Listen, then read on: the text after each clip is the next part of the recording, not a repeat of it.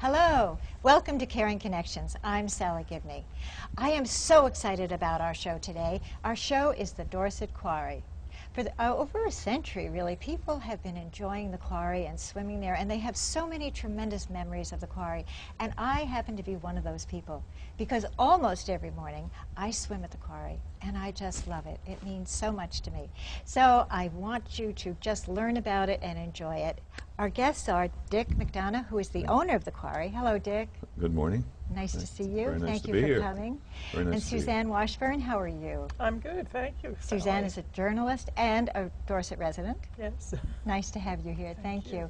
And Art Gilbert. Art, you are a geologist, and you are an award-winning geologist for the gallery, the Marble Gallery at the Historical Society, aren't you? I am, as a part of a team. Terry Tyler and I put it together, and we're happy to see so many people enjoy it and remark that they have learned a lot about It's the absolutely amazing. And I want you to talk about it a little bit later. Okay. Now, Dick, tell us a little bit about yourself. I've lived in northern Vermont up in the early 70s, up in Burlington, and my company, I worked for IBM, transferred me all over. But absolutely love Vermont, and we lived in Connecticut, and my wife and I decided that we would come up and look for something very simple in the Dorset area. Simple. Something we could close up and not worry about. Well, we ended up at the other polar extreme with the quarry, which keeps us very busy and has its whole series of challenges, but we absolutely love it. Oh. Well, we're very grateful that you did purchase the thank quarry. you. Yeah, we opened the, when we first moved in, we opened it up because it's on Route 30, as probably most of your viewers know, but it was very secluded. It was covered by trees, and some of the activities in there were not quite what we want to go into. not healthy. Let me just leave it at that. So the police are the ones that actually encouraged us to open it up. And we're so grateful that you did. So we've, over time, it's gotten more and more usage. It's very, wonderful. Very really substantial usage. Could you tell me a little bit about yourself? I want to hear a little bit about your, your swimming. I swam competitively. I represented the United States in a number of international competitions. Wow. Won the NCAA 200 butterfly, which I don't think I could swim that far in today, and was on some world record relays and held the American record for the 100-meter freestyle and tied the world record for the 200-meter So neat. freestyle. You know, especially after the Olympics, it's really exciting to meet a real swimmer. But the women now are doing those times, so which is a little discouraging. Things have really changed. But, but that's one of the reasons I enjoy the quarry so much. Yeah, it's because of the swimming, which is great. Sue, would you tell us a little bit about yourself?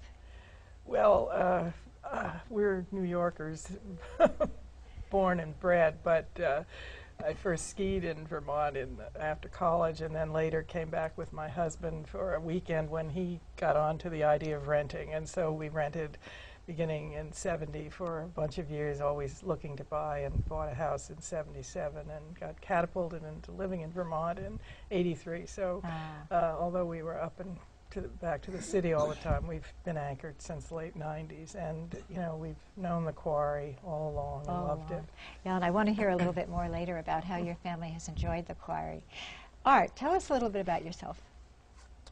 Well, in my working life, I was a petroleum geologist, and retired to Dorset about 21 years ago, built a house, and since then I've enjoyed hiking the mountains and the hills of Dorset.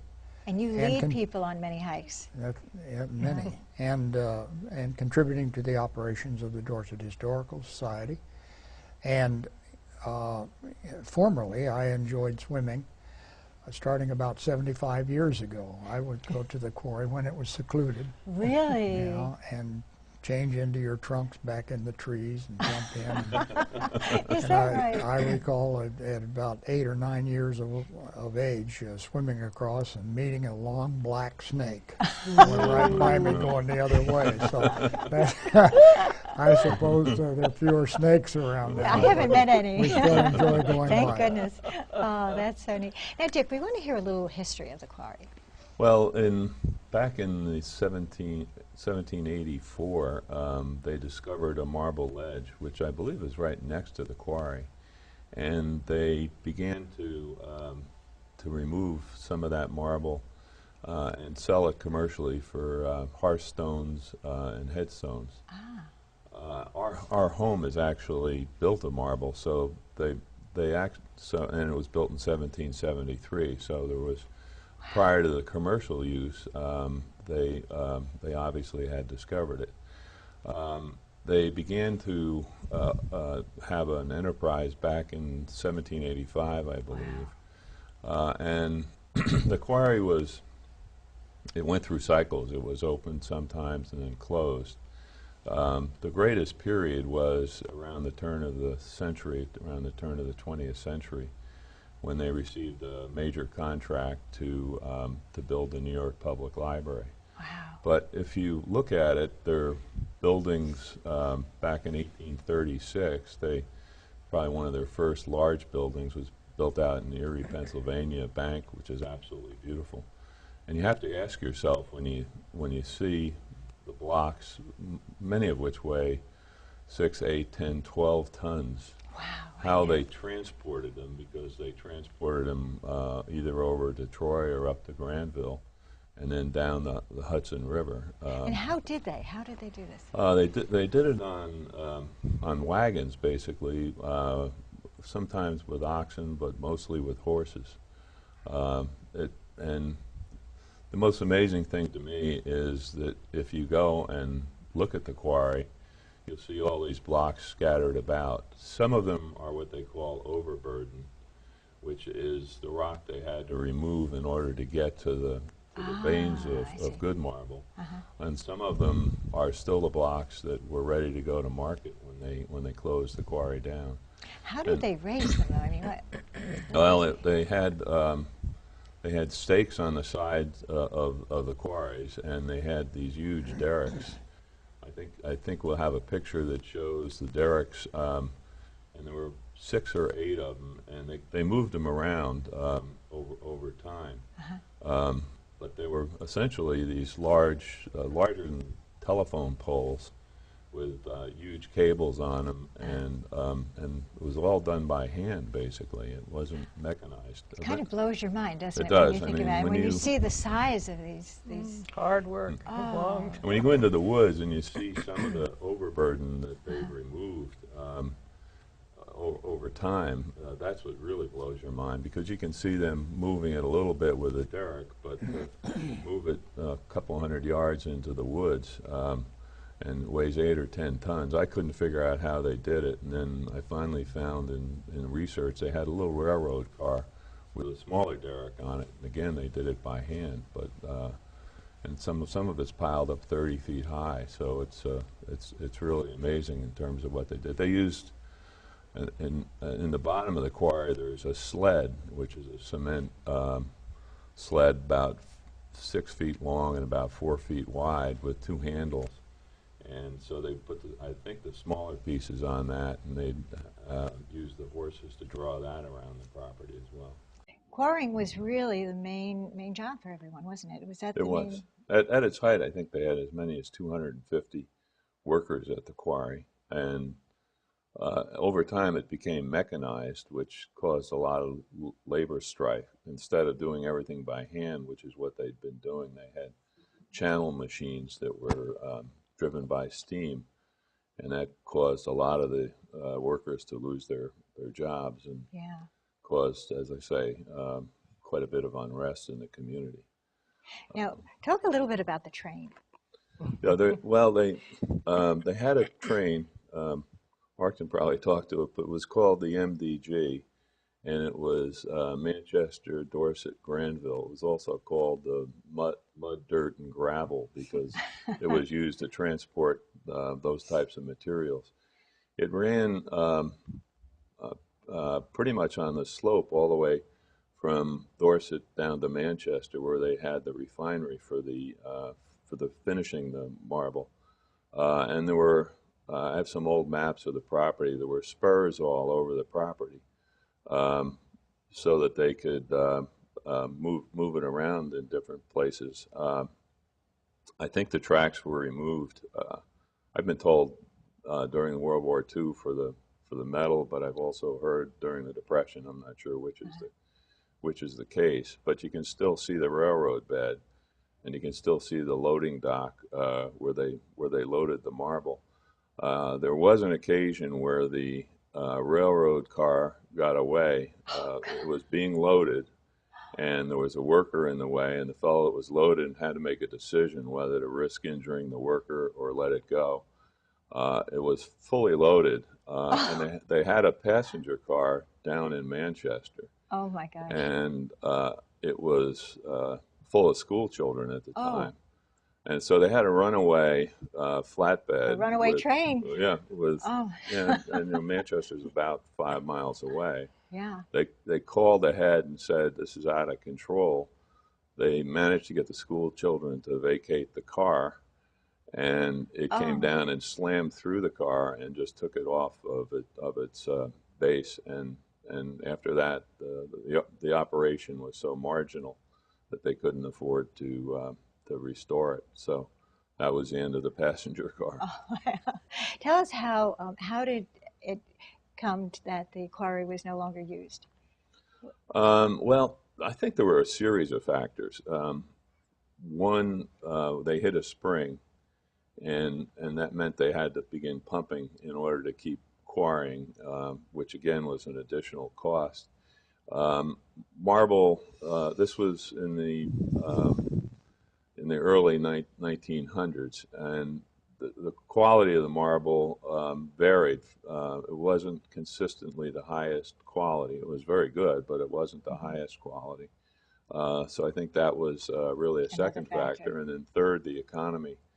Yeah. You get to World War I, all the national effort obviously was on the war. Yeah. Quarrying, Vermont Marble Company at the time was a huge business operation, probably second only to U.S. Steel. I mean, it was that large, and they had quarries throughout the United States, Alaska, Colorado, Texas, and many, many quarries in Vermont.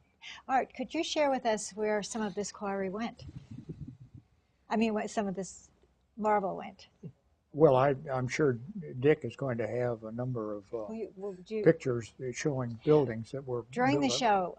We will be inserting pictures of the work of the quarry and also the different places where it is. So if you could share with us some of those places. Well, just as an example, one additional piece of information we've received as of yesterday or the day before was from a visitor from last winter who had visited the Marble Gallery at the museum and remarked about the absence of information regarding the extra marble available at the Bronx milling operation, where the finishing of the stone was done for the New York Public Library.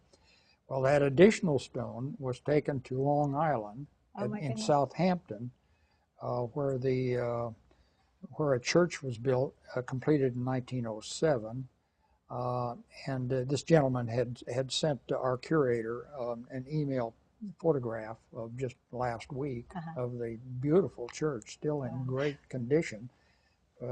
As I say, was built in 1907, and it's still in existence. And some of the other structures where the marble. Well, there are many others that I'm sure Dick will. Go ahead. Yeah, there were the first 3 floors of the Plaza Hotel came out of the in New York. In New York City, yeah, out of the lower quarry. Harvard Medical School, Brown J Library came out of it. Bank of Montreal. the Daughters of the American Revolution, and that was really special because at the time they cut monolithic pillars, 13 pillars that represent the 13 original colonies. Oh, wow. And I think you have a photo of it. Yeah, I think that'll be one of the It was posters. 44 tons. Oh, And the workers were so proud, they all stood on top of it. And if you and see we the do have a photo, picture of that. yeah, Yes, they were we- so we proud of showed it. And of course, that's still there. And a number of other buildings. In Washington, in Washington, yes, Hall, in yeah. Washington, D.C. You have a couple of little things here that you wanted to show. Well, I just wanted, having owned it now for almost 15 years, I do a lot around the property and occasionally find, some of the artifacts that are left over. This is what's called a core sample, and I've found probably 30 or 40 pieces of them. You don't find any really large ones. I believe you have a photograph of the owner, Mr. West, holding one that's about 30 feet high. Right. They would go way down into the earth, and then they would use it to determine what type of marble they had down below and whether they wanted to quarry in that area or not. I find them like this, but you can see on this one, although it looks like, it's still got dirt on it, it looks like that would be pretty nice white marble. Yeah. And that's really just the way I found it. And I find a number of spikes. It was really primitive in terms of how they removed the blocks.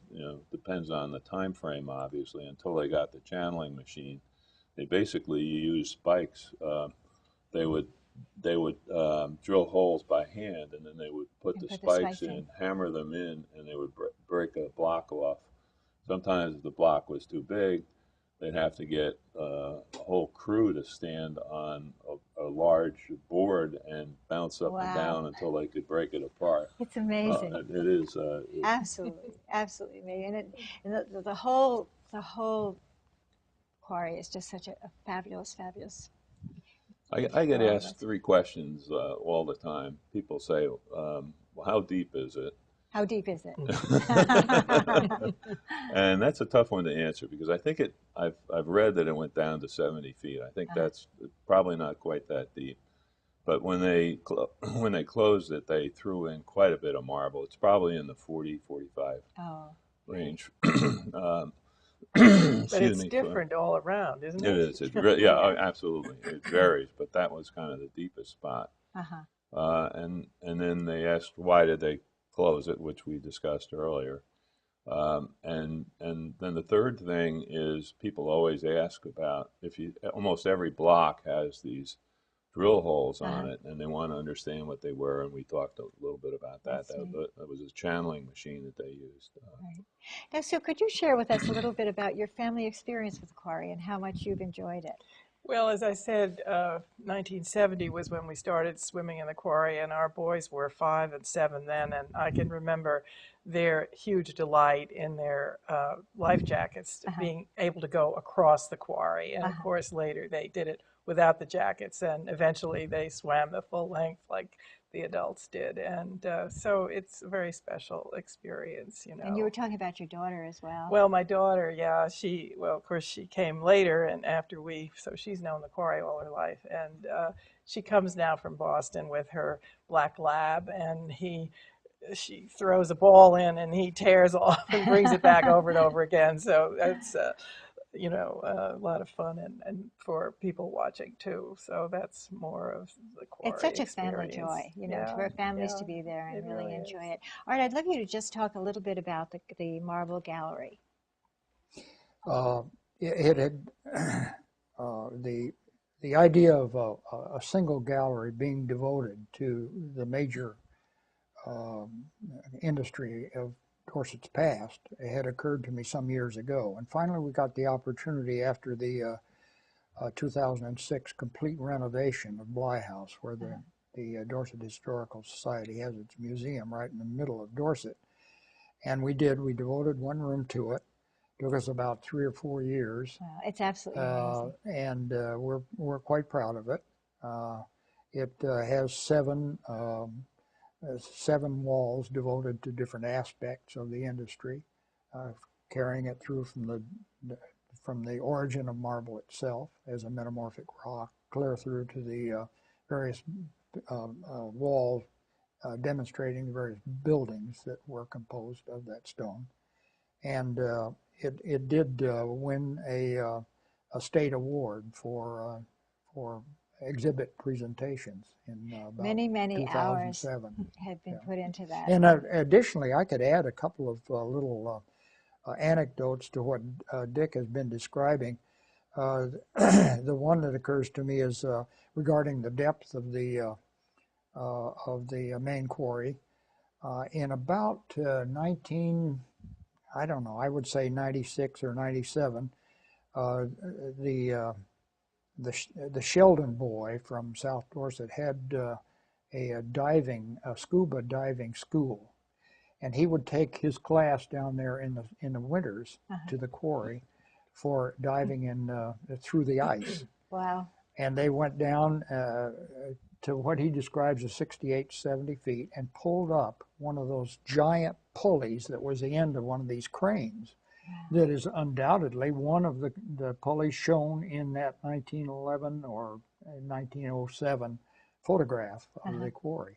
And it's So now on the south lawn of the Dorset Historical It's Society. right there for exhibit. It must be 300 or 400 pounds. It takes a small bobcat. I scuba dove it, and it's amazing because a lot of the derricks are still down there, which is somewhat dangerous because of the cables. You don't ever want to. You don't ever want to. And then if you see some of the pictures, you'll see stairways on the side. Yeah, we have that picture too. And I got a little disoriented and came up, but there was a stairway right there. And you'll see in the picture there's a building with a stairway, and that's exactly where I came up. So, did you climb up the stairs?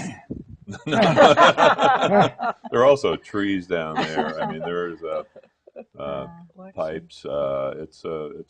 And people do scuba dive. But you mentioned that's the first time I've heard it. But when we first bought it, I was going down to Dorset, and I saw a white truck there, and they had cut a hole in the ice, and they were diving under the ice. Well, I don't know, as the owner, I became very concerned about it because I've scuba dived myself, and if you have a problem and you can't find that hole because the ice is several feet thick, I said, I'm sorry, you can't do this here anymore because I didn't want the risk of somebody being hurt or injured or worse yet. I mean, well, there's a tremendous amount of responsibility as the owner, but we are so very grateful to you and Kirsten and for making the quarry available for all of us. It's just such a joy.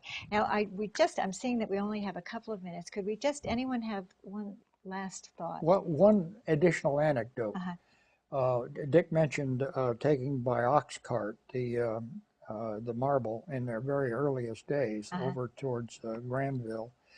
Well, if anyone has been about a mile short of Salem, New York, you might examine on the left-hand side of the road going west. There's a big block of marble. It must be 6 to 8 ton block this size that is sitting off the road in the borrow pit.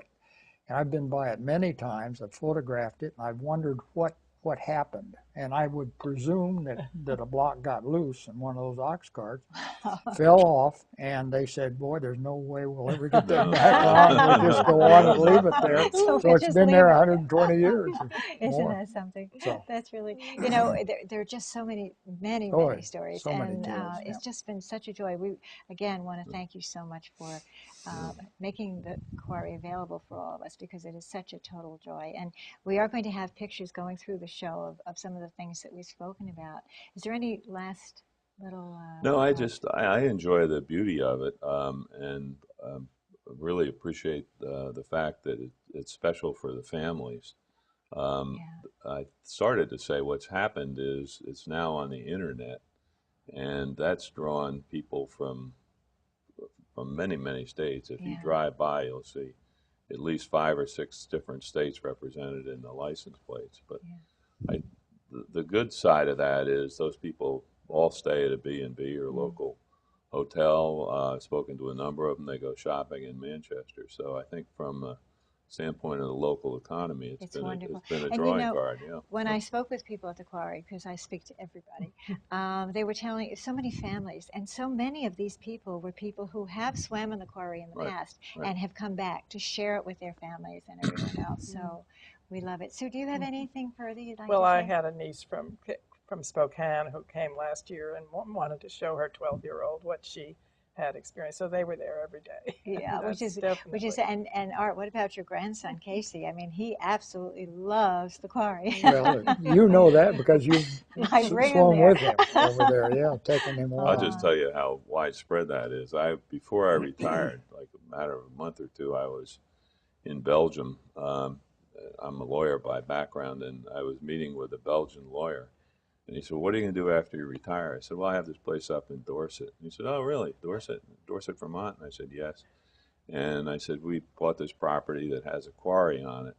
Next day, he came in and had pictures of himself swimming in the quarry. So Oh, this is a Belgian Oh. lawyer. So you never know where people come from. Well, as I said, it's been really over a century that people have been swimming there. Yes, yeah. And there are just so many memories, and so many people shared with me the joy that they have swimming in the Quarry, and a family place to come with the sun and swimming, and it's just totally a joy, and we thank you so much for that. And I thank all of you for being here. This has been so much fun, and I wish we could go on and on because there's so much more to say. But I think the pictures that we're going to put in the show will give our viewers a chance to see it. And Art, we'd like to invite them to the Bly House, right, to see the Gallery of we, Marble. the more visitors, the better. Absolutely. And any, The topographical piece that you did Yes. showing the quarries throughout the Dorset area is magnificent. So, I mean, it is really a special piece of work. And so you reproduce the mountains and where the quarries were and what it looked like 100 years ago. Which is It's really absolutely impressive. fabulous. That's the focal point of that gallery, and Yeah. the kids always just gather Yeah. right Oh, yeah. around Yeah, that. And I know the schools, the children come and learn about it, and this is their history, and this is what's so important to hold on to, and that's what we have, and that's what you've given Right, to us, right. and we appreciate that so much. And for all of you out there, hasn't this been fun? I just love it. You know, the Quarry to me is just the best. I can't tell you what it means to me. And all of you out there, thank you for joining us, and keep on making those caring connections. And you know what? In the morning when you brush your teeth, remind yourself you matter. And then for your spouse, your kids, before they go out, give them a hug and tell them they matter. Have a great day. And until next time, see you later. Bye.